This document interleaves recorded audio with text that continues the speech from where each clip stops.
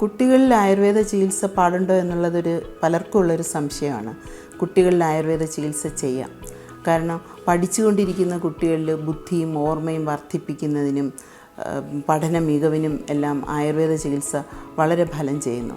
അതുപോലെ കലാകായിക രംഗങ്ങളിലെ മികച്ച പ്രകടനത്തിന് അതിനും ആയുർവേദ ചികിത്സ നല്ലതാണ്. ആയുർവേദ ചികിത്സ കൊണ്ട് കുട്ടികളിൽ ശാരീരികമായും മാനസികമായും നല്ല പൂർണ്ണ ആരോഗ്യവാന്മാരുമായി മാറുന്നു.